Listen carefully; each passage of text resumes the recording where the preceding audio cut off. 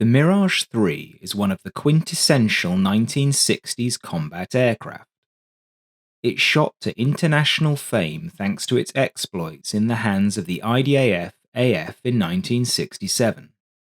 Of Western aircraft of this era, only the Phantom is better recognised today. Strangely enough, though, the Mirage's origins are in one of the less fruitful Cold War aviation fads, namely the light fighter. The MiG-15 was a fascinating aircraft to Western planners. It weighed 25% less than the F-86 Sabre and contained much less advanced technology, but it was very much a match for the US fighter. The MiG's simplicity also meant that, as far as the West could tell, it was appreciably cheaper to manufacture than the complex Sabre. Although France wasn't involved in the Korean War, they were party to the lessons learned in that conflict.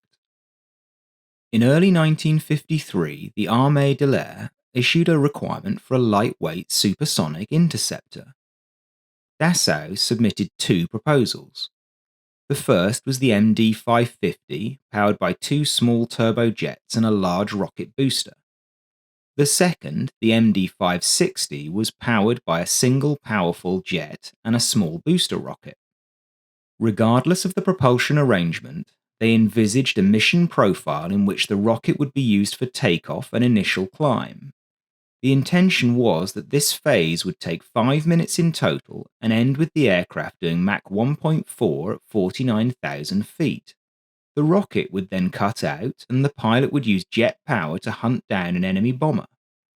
He would have to shoot well, as the MD-560 carried only a single air-to-air missile. MD-560 was a bit too radical for the Armée de l'Air, and they rejected it on the grounds that such a powerful engine didn't yet exist. Two MD-550s were therefore ordered for trials. In a sign of things to come, Dassault struggled to obtain engines for the prototypes. The proposed local jets were seriously delayed. Their prototypes therefore ended up using two Armstrong-Siddeley Vipers, each rated at 2,160 pounds of force with reheat. The Viper is a relatively unheralded engine, but it is one that saw nearly 60 years of service in aircraft like the Jet Provost. The MD-550, however, was probably the most dynamically capable aircraft it powered. Initially called the Mystère Delta, Dassault decided to rename the MD-550 to Mirage. Marcel Dassault apparently liked the name, as it gave a sense of something that one could reach out for but not touch, apt for such a fast, high-flying bird. Although it did go supersonic in a dive on May 29, 1956, the Mirage I didn't live up to its billing as a point defense interceptor. It just wasn't fast enough on jets alone, although it could get up to Mach 1.3 in the initial part of a mission using the rocket motor. That motor, incidentally, wasn't a solid fuel type. Rather, it was similar to that on the wartime Me-163 Comet, in that it worked by combining two liquids which mixed and ignited. For this reason, the rocket fuel tanks replaced the rear tank on the aircraft, reducing range on jet power. The Mirage I was also too small to carry a useful weapons and avionics load. It relied on GCI for positioning, and even at this early stage of the Cold War, comms jamming was a concern. An all-weather interceptor needed its own radar as well as increased fuel and weapons load. To give Dassault credit, they had already figured these issues out and proposed an enlarged version of the Mirage. Their first idea was a modestly larger aircraft called Mirage II, powered by two Turbomeca Gabizo engines that gave 3,300 pounds of thrust each with afterburner. The Air Force was, however, more drawn to a proposal for an even larger aircraft called Mirage III. This proposal led to a new operational requirement for an all-weather interceptor issued in September 1956 and incorporating radar and more fuel. The Armée de l'Air apparently still liked the idea of blasting themselves into low orbit with rockets, as this feature was retained. They also trusted Matra, as the weapons load remained a single air-to-air missile on the centerline. On the 15th of November 1956, Dassau's offer was accepted. The prototype Mirage III flew 48 hours later. Some may suspect a small amount of behind-the-scenes dealings took place to allow that to happen. Mirage III was powered by Snecker's ATAR 101G and broke the sound barrier in level flight on its second sortie. It was aided in this achievement by incorporation of an area-ruled fuselage, borrowing expensive lessons learned in the US on the F-102 Delta Dagger. After the successful initial tests, the prototype was taken off the flight line and heavily modified. Most significant of the resultant upgrades were the fitment of movable shock cones within the air intakes to control airflow. These moved forwards as speed increased, slowing down the air in order to keep it subsonic even if the Mirage was going supersonic. By moving the cone, the airflow was always at the optimum speed and the engine could generate maximum power throughout the range. Equipped with the new ATAR 9B, the Mirage prototype became the first Western European fighter to fly faster than Mach 2 in level flight on October 24, 1958, beating the English Electric Lightning by a month. By this stage, pre-production Mirage III's were already being tested. Although the initial intention was to deploy 100 of these early production fighters, delays in development of the avionics, power plants, and in ramping up airframe production meant that the lightweight A model never saw service. Only 10 were built, and they were used for a variety of testing and publicity stunts. Instead, Dassault focused on the 30% heavier, fully featured Mirage IIIC, which would fly for the first time in October 1960. Mirage IIIC was a complete, if completely untried, weapon system. That system was based around a brand new radar and computer. Dassault's initial proposal had been to use its own conical scanning radar system called Super Aladdin. This irritated the French radio technology giant CSF, who in 1958 claimed that in 6 months they could produce a superior monopulse radar and automatic firing system that would fit into the Mirage III's slender nose. Their offer was initially rejected, but fortunately for CSF, the worsening situation in Algeria caused the radar procurement to be postponed.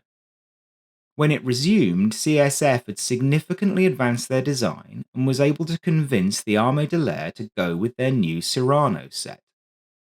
CSF was, however, forced to accept some pretty draconian contractual terms. The prototype had to be ready by November 1959 and in full rate production of one radar every 2 working days by November 1960. Penalties would double the industry standard for any delays. In hindsight, you can see how that rushed job would result in the problems that the IAF would encounter in using the Mirage as a fighter aircraft. But it's also important to recognise just how sophisticated the Cyrano 1 was for the time. It was a water-cooled 200 kilowatt iron J-band set with a 14-inch diameter dish that was claimed to be able to detect a fighter-sized target at around 25 miles. Although a very small system in comparison to equivalent US and British sets, it featured automatic target lock-on with pre-selection, target tracking, and illumination. Target distance and direction was presented on a circular display mounted in the upper center of the instrument panel below the sight. For reference, the contemporary F-4C Phantom used a 32-inch antenna. In normal conditions, it was able to acquire a MiG-21 at 25 miles. I therefore have my doubts about the ability of Cyrano 1 to achieve the same performance, but there we are. Practical attempts to use it suggest that it rarely detected a target outside 10 miles, and even more rarely was able to acquire a strong enough lock to enable a missile to be launched. At the minimum, that suggests that the signal processing side of the set wasn't up to much compared to contemporary US or UK fighters. Reliance on valves and early printed circuits led to significant overheating problems. 2 air conditioners were fitted to try and improve the situation, but the unit still acquired the uncharitable nickname of Tefal in service. It would warm up, but not stick to a target. In the Mirage IIIC, The Serrano was paired with the Matra R530 semi-active radar homing missile, which could attack from all aspects at ranges between 1 and 10 miles.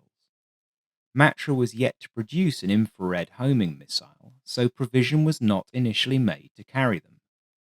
No guns were fitted, as their usefulness against a supersonic nuclear-armed bomber was marginal.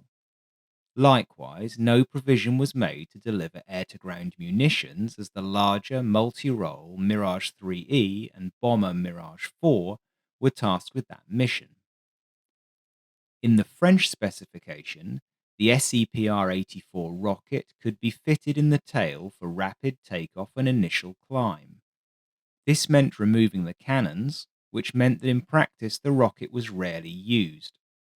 Provision for the rockets meant that cannons were mounted in a removable tray, which made maintenance a touch easier.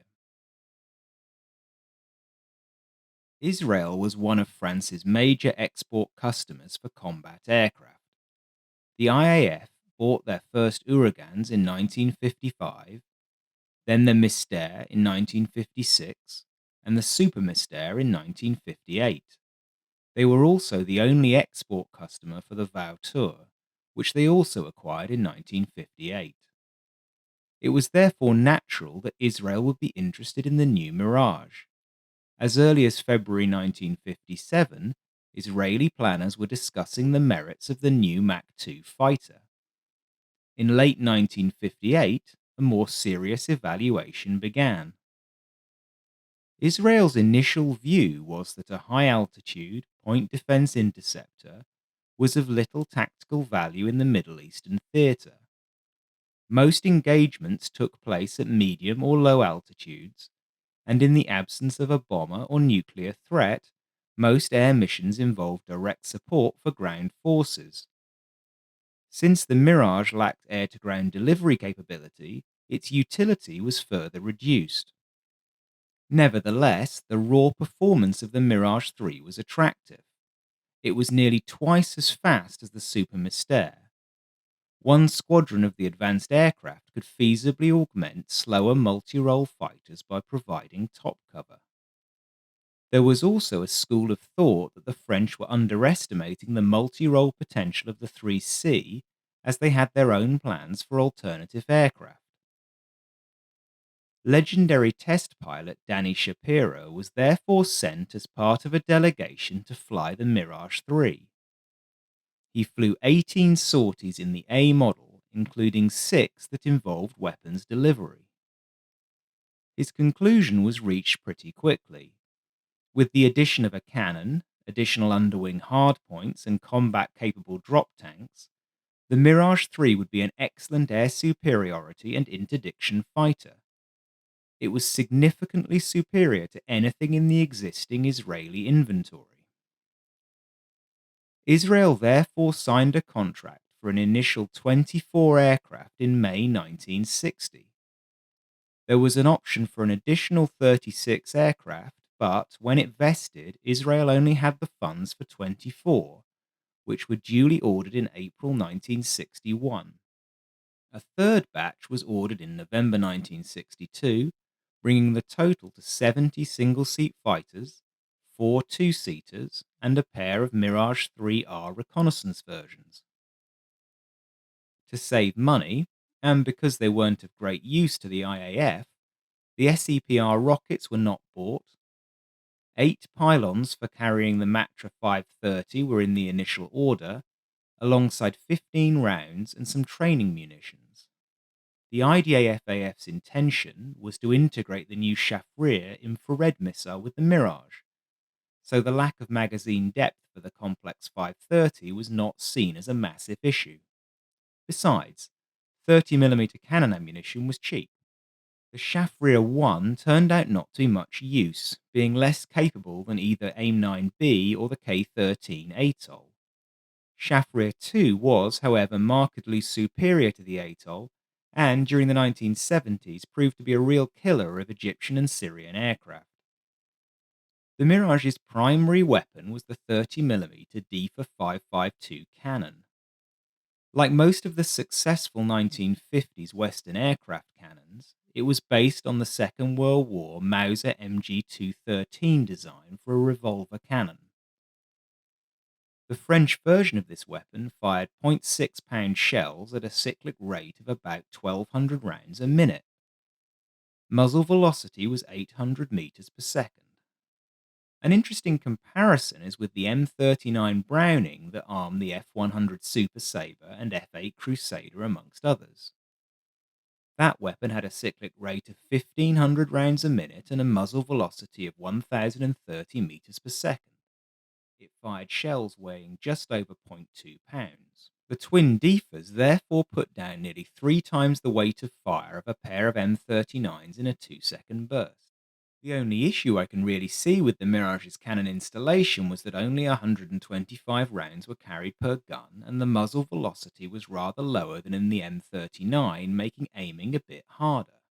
With a radar-directed sight, that shouldn't be much of an issue, but we are going to get to that.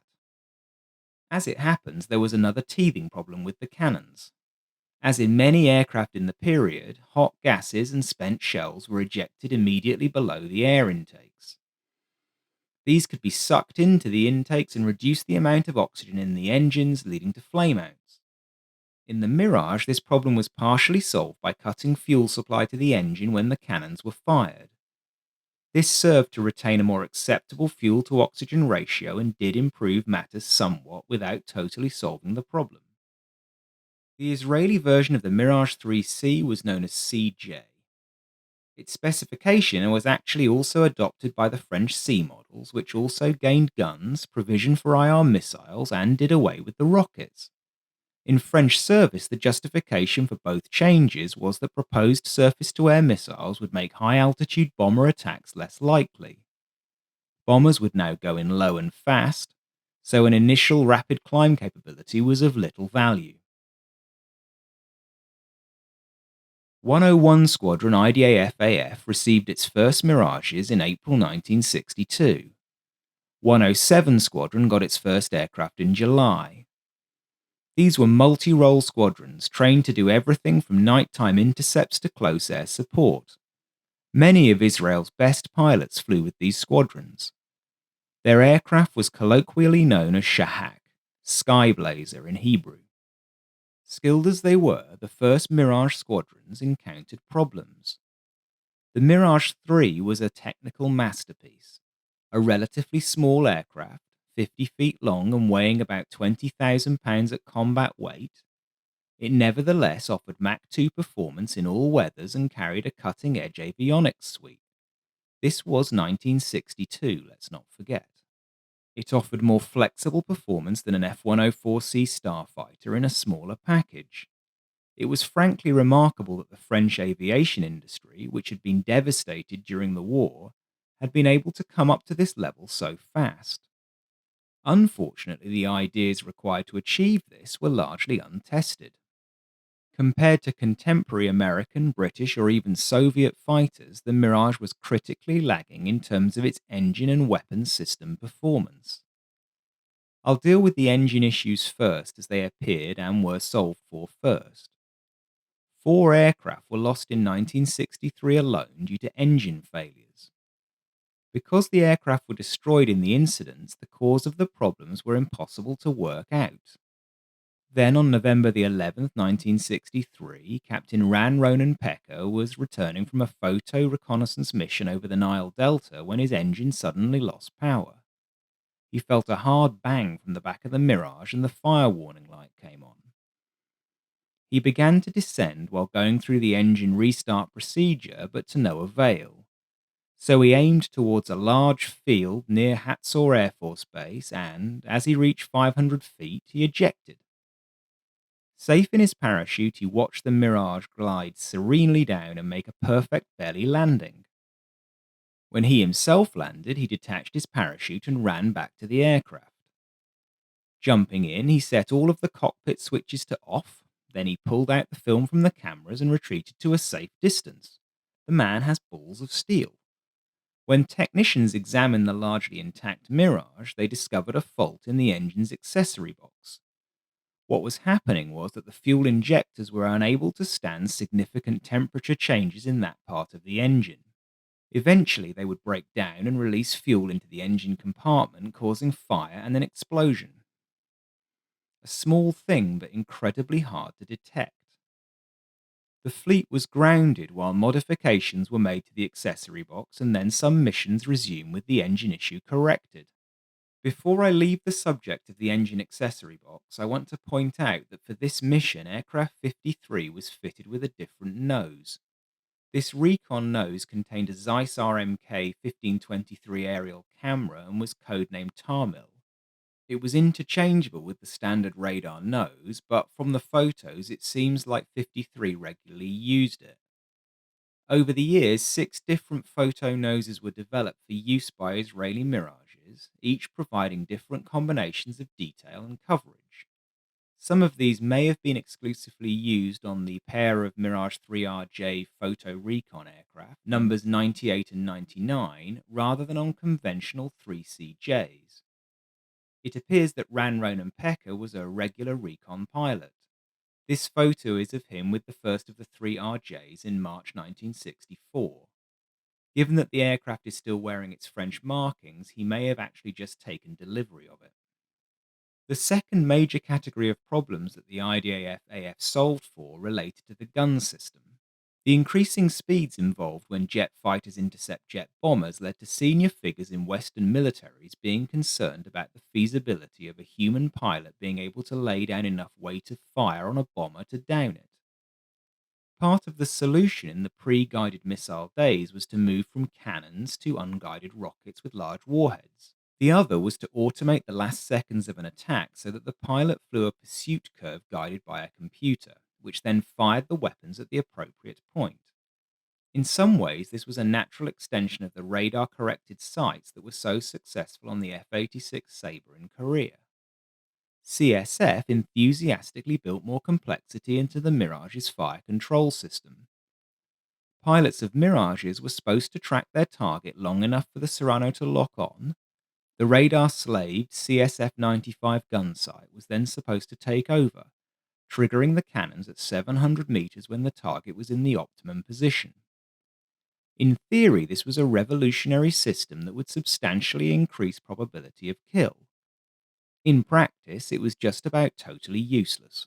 On the 22nd of August 1963, 2 Mirages from 101 Squadron were directed to intercept a flight of 4 Syrian MiG-17s that were approaching a kibbutz on the eastern shore of the Lake of Galilee. The Mirages spotted the MiGs and were ordered to attack. The Israeli pilots had practiced for this by dogfighting with Mystères. Although the MiG-17 was already aging by this point, it did have a couple of vicious tricks up its sleeve. First was its exceptional turning circle at low altitude and moderate subsonic speeds. Although the Mirage's large wing gave it decent turning performance, it had little chance in a horizontal turning fight with a MiG-17. Secondly, the MiG had even heavier cannon armament than the Mirage. One hit from its big 37mm would likely cripple the Mirage. The MiG was smaller and simpler, and it was likely to absorb at least some fire before going down. Dogfighting the MiG-17 meant using the Mirage's advantages and nullifying the MiGs. That meant fighting in the vertical and staying out of cannon range. Armed with the R530 and the Shafrirs, the Mirage could kill the MiG from positions in which the older fighter had no retort. The Israelis called this tactic of diving in and then rapidly extending to re-attack stitching, as to an external observer it looked like the movement of a hand stitching with needle and thread. Their intent in a fight with slower fighters was to race in at supersonic speeds, attempt to attack from outside of the MiG or Hunter's weapons range, and then extend and check 6 to see if there was an opportunity to re-engage. The Mirages thus approached the MiGs at 40,000 feet and swooped down on the older fighters, which were flying along unawares at 10,000. Unfortunately, the Israelis immediately encountered a problem. The Serrano couldn't lock on to the MiGs against the ground clutter, even as the Mirages leveled out in their opponent's 6 o'clock positions. Both Mirage pilots flew through 700 meters in perfect positions, but the guns didn't fire. Switching to manual, they attempted to aim with a bit of Kentucky windage. Now they encountered another problem. The cannon shells didn't seem to go where they were aimed. Closing right into point-blank range, they managed to score a few hits before they were forced to disengage. It was an inauspicious start. Other Mirage pilots attempted similar engagements and had the same frustrating lack of success. In fact, the issues with the Cyrano and the Mirage as a gun platform in general were already somewhat understood by the IDAF-AF in August 1963. Shooting against the Dart in practice had initially led to a shambolic 1.9% hit rate. A great deal of practice increased that hit rate to 22%, which was better but still absolutely woeful for an elite fighter squadron flying the best aircraft in the region. After 4 failed combats between 1963 and 1965, the first issue with the gun system was identified and corrected. Because it was designed as a bomber interceptor, the Mirage had been specified with a type of 30mm ammunition that was designed to explode within an enemy aircraft. Against a fighter, the long fuse generally meant that the lethal shell passed through the aircraft and exploded on the other side. The inaccuracy of the cannon system was much trickier to solve. A task force called the Shahak zeroing team was set up to address the accuracy issue. Their initial finding was that the gun sight was profoundly flawed. The difference between the true aiming point and the gun sight was 6 millirads. If my calculation is right, that means that at 700 meters the shells would pass 27 meters away from where the gun sight was pointed. Given that a MiG-17 was only 11 meters long and had a wingspan of 9 meters, you can see why hitting one was proving difficult. CSF started working on a solution, but progress was slow. Major Ephraim Ashkenazi and the Shahak zeroing team, however, came up with a simple but effective fix. Following the sensible diktat that if in doubt complexity should be removed, they added 2 switches on the control column. One set the gun sight to 0 at 250 meters, the other at 400 meters. If you flip both, then you got a 600-meter convergence point. The IDAF-AF called these holding switches. All the pilot had to think about was whether he was at close, medium, or long range and then opened fire. Ashkenazi was awarded the 1968 Israel Defense Award for his achievement. Sadly, though, he died of cancer in December 1969, aged just 31. With the holding switches and the improved fuel system, Israel had contributed 2 significant steps forward in the Mirage's combat effectiveness, and it began to chalk up kills. From 1966 to 1973, 30 MiG-17s would be shot down by Mirages. The first engagement between the Mirage and the MiG-21 occurred on November 14, 1964, and was inconclusive. 2 Mirages were vectored by ground control to intercept a 4-ship flight of MiG-21 F-13s, which were themselves attempting to intercept a Vautour reconnaissance aircraft. The Israeli pilots attempted to lock on for a shot with the R-530, but the Cyrano refused to cooperate. Still unseen by the MiGs, they turned in on the fishbed's rears as the Syrian aircraft turned to avoid crossing the Israeli border. Set up for a perfect IR missile shot, the leading Mirage launched a Shafrir from 1,200 meters, which elected to attack the ground rather than the hot tailpipe in front of it. Closing in further and still undetected, the leading Mirage engaged with the cannons. But these were the days before the holding switches and most of the shells missed. After a short and inconclusive dogfight, GCI ordered the Mirages to disengage. The Israelis turned to the west, pursued by the MiG flight leader, who launched an ATOL from long range. This missile fell short, and all of the combatants were able to return to base. The battle with the first-generation MiG-21 was the first great matchup in the Mirage's career. Designed at the same time, but with rather different philosophies, the clash between these 2 iconic fighters was also a clash of tactical doctrines and the skills of the teams on both sides. Like the Mirage, the MiG-21 was primarily designed as a point defense interceptor for bomber interception. Unlike the Mirage, the Fishbed C, or MiG-21 F-13 as it was known in the Soviet sphere, was a clear air mass day fighter. The Su-9 heavy fighter and forthcoming Su-15 Flagon provided long-range all-weather interceptor cover. Whereas the original Mirage IIIA was armed with missiles only, the MiG-21F carried only a pair of Noodleman Richter NR-30 cannons with 60 rounds per gun. The NR-30 fired very heavy rounds weighing nearly a pound. Its cyclic fire rate was lower at 900 rounds a minute, but muzzle velocity was the same 800 meters per second as the Defa.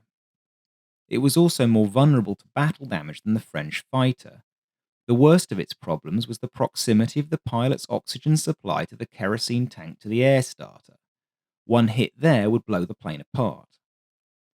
Like the 3A, the basic F was short-lived and didn't see major service. This was because in 1958 the Soviets had come into possession of an AIM-9B Sidewinder and successfully reverse-engineered it into the K-13 Atoll by 1960. The definitive first-generation MiG-21 was therefore the F-13, which did away with one cannon in order to carry a pair of K-13 missiles under the wings. K-13 was a very limited weapon by today's standards, but it was more reliable than the first Shafrirs. Egypt and Syria had a combination of these F-13s and the cannonless FL, an export version of the PFM. This had a spin-scan radar, but it was unreliable due to overheating issues. Sound familiar? Putting the two aircraft side by side reveals something quite surprising. The raw statistics of the MiG-21 are actually rather superior to the Mirage. It is marginally slower at the top end, but it has superior thrust-to-weight ratio, it climbs faster, and it has better range. The Mirage's only counter is its somewhat lower wing loading, which gives it the advantage in a turning fight, particularly at low altitude. The Mirage actually has advantages that don't come through in the statistics, of course. It had the radar, and it had the R-530 missile, which in theory at least meant it could engage the MiG from beyond visual range and in the dark. More useful was its cannon armament, which was definitely superior to the single NR-30 on the F-13 and the no gun at all on the FL. With more missiles and more ammunition, the Mirage could stay in a fight longer than the fish bed. And as I mentioned, the Mirage also proves to be more durable in practice. Common with other Soviet fighters of the era, the MiG's pilot had to battle poor cockpit ergonomics. He also had restricted view out of that cockpit, which featured a number of blind spots. The fishbed's aerodynamics meant that it suffered extreme buffeting at transonic speeds, particularly at low altitudes, making it almost unusable as a weapons delivery platform in these regimes. A Mirage pilot's tactics against the MiG-21 would therefore start with attempting to create an opportunity for a long-range shot with the R-530. The Serrano's radar emissions couldn't be picked up by the MiG-21, the radar warning receiver on which was optimized to detect emissions from gunsight radars. Ideally, this would be a pop-up attack so that the fighter radar wouldn't be distracted by ground clutter. If this failed and the fight was on, then at the merge, the Mirage pilot needed to immediately turn in on the MiG in a shallow dive, exploiting his superior turning performance and trying to draw the MiG down to medium or low altitudes and up to transonic speeds. As the fight developed, the Mirage pilot could exploit the MiG's many blind spots to put himself into the perfect position for a missile or gun attack. The MiG pilot's tactics are somewhat the reverse. The fishbed was far more capable than the Mirage at high altitudes. Its pilot therefore needed to brake and dive to force the Serrano to lose lock and then exchange that speed for height, attempting to draw the Mirage into a vertical fight that would bleed energy out of the French fighter. Preparation, knowing your enemy, is vitally important in winning an air-to-air fight. And, as is so often the case in these things, the fundamental source of the Mirage's superiority over the first generation of MiG-21 in the 1960s was a combination of better pilot training and vastly better GCI training. The first engagement between the fighters shows the latter. Israeli GCI was able to position the Mirages in an optimum position twice. Syrian GCI didn't even pick up the attacking fighters, even though its MiGs were inside Syrian airspace. Mirage pilots ultimately benefited from intimate knowledge of the fishbed as well, gained through detailed examination of an example obtained via an Iraqi defector in 1966. They went into battle with supreme confidence, even if their aircraft remained rather finicky. During border skirmishes between Syrian and Israeli forces in July 1966, the Shahak finally opened its account. On July 14th, Bastille Day, a 4-ship flight of Mirages from 101 Squadron Flying Cap spotted 2 MiG-21s at low altitude. Closing on them, the Israeli number 4 Yoram Agmon found himself in a great position. Much later, he recounted what happened. As I leveled off, he said, I saw them about 2 kilometers ahead. When I was behind them, not yet in range to fire, they broke hard. Maybe someone warned them. It was a beautiful turn, a great break, but it gave me the opportunity to close the distance. I was in a position on the leading MiG. The trailing MiG was in the area but not in the picture and probably never saw me. I opened fire but missed. My second or third burst hit the wing. It immediately spun in and exploded. The pilot ejected. I saw the empty cockpit and I watched it crash. It happened at an altitude of about 500 feet. Agmon expended 101 rounds making the kill, which seems appropriate. A small additional point I noticed on this engagement. The MiG-21's wingman loses contact with his leader, meaning that he can't cover him. My instinct is that this is a combination of poor training and the challenges in holding station in the MiG-21, which responded sluggishly to the throttle. You can add these things to the list of non-statistical factors in comparing the Israeli Mirage to the Egyptian and Syrian MiG-21. Anyhow, after the Six-Day War, the Soviet Union delivered more FLs and PFMs. Sadly for the Egyptians and Syrians, these remain downgraded export versions of the fighter. They lacked the improved avionics of Soviet versions and were initially limited to just atolls as the cannons had been removed.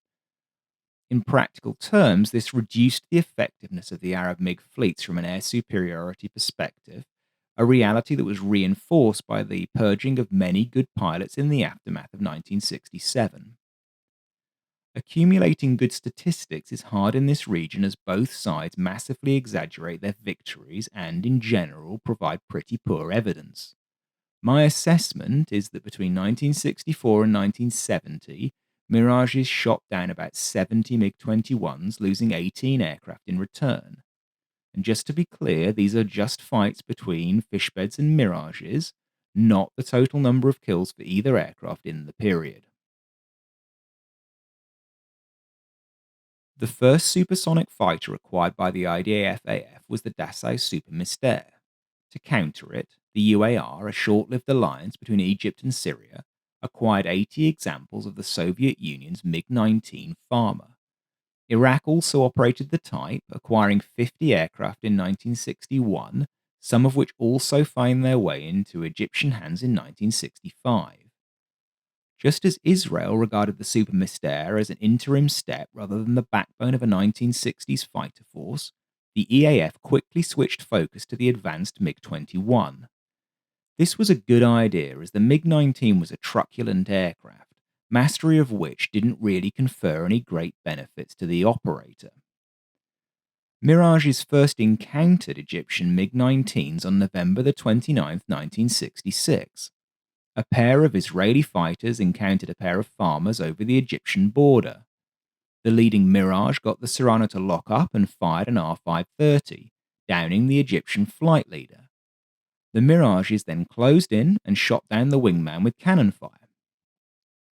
This was notable for being the first successful combat use of the R-530, which I believe became the second semi-active radar homing missile to make a combat kill after the AIM-7E Sparrow. It was also the only combat kill for the R-530. Most of the MiG-19s were subsequently destroyed during the Six-Day War in June 1967. Another dozen of the fighters were shot down by Mirages, and the rest either destroyed or damaged on the ground. By the time of the Yom Kippur War, the Israeli Mirage III fleet had been worn down by nearly 10 years of constant fighting. Exact numbers are hard to come by, but by my count, 40 of the original 70 single-seat fighters were still operational, in addition to the 2 recon aircraft. The single-seaters went through an overhaul in the early 1970s. This removed the Serrano radar and gun sight, replacing it with an equivalent ballast. The ballast offered greater detection range and overall reliability. This ballast was later adjusted to shift the centre of gravity aft. This served to improve low speed handling and allowed for better turning performance. Mirage pilots increasingly focused solely on the air to air mission. The larger and heavier Nesher, a Mirage V acquired via slightly nefarious means, supplemented Skyhawks and Phantoms in the ground attack role. Neshers and Phantoms obviously also functioned as air superiority fighters, with the latter taking on the all-weather and night interception roles. In the 1973 war, Mirage units faced a much more dangerous opponent than the primitive F-13 and deeply flawed FL and PFM versions of the MiG-21. From 1970, both Egypt and Syria had received the latest MiG-21 MF. This was a very powerful and effective warplane. Major upgrades over the earlier versions in Egyptian and Syrian service started with the RP-22 Kfir radar, which could detect a Mirage at 30 kilometers. Remember that by this point the Mirage had lost its admittedly ineffective radar. Sadly for their users, the Soviet Union refused to export any compatible radar-guided missiles, which in this case would have been AA-1 Alkalis or the R3R version of the Atoll. The MF's enlarged dorsal spine contained two 340-litre fuel tanks, increasing internal fuel by about 40%. A Tamansky R13-300 engine with 14,300 pounds of thrust in afterburner allowed the heavier aircraft to retain most of the performance of the first-generation MiG-21. But, most excitingly for Arab aviators was the return of the internal gun. This was the powerful GSH-23L. 200 rounds were carried for this twin-barreled 23mm weapon. If you believe the catalogue, then it shoots 3,400 rounds per minute, giving equivalent weight of fire to the twin Deefers. On paper, then, the MiG-21 MF was essentially superior to the Mirage in all domains besides initial turn rate. However, although it had lost its radar, the Mirage had gained an important new capability. From the start of the 1970s, Shahaks began to carry the updated Shafir II and the AIM-9D Sidewinder. These missiles offered much better detection and tracking, greater range, velocity, and flight time than the basic K-13 Atoll on the MiG. And although Egypt in particular had invested in pilot training, Israeli aviators had significantly more experience than their counterparts across the borders. The combination of advanced missiles and experienced pilots allowed the aging Mirage to remain useful. An Iraqi pilot flying on the Syrian front in 1973 explained that, "We all feared the Phantom, but the Mirages and their pilots were much better in dogfights than the Phantom and their pilots. This was because the enemy Mirage units were specialized in air-to-air combat. They were never used for ground attack." Discerning how successful the Mirage III community was in 1973 is quite hard because contemporary reporters tended to use the term Mirage to cover the III and the Nesher.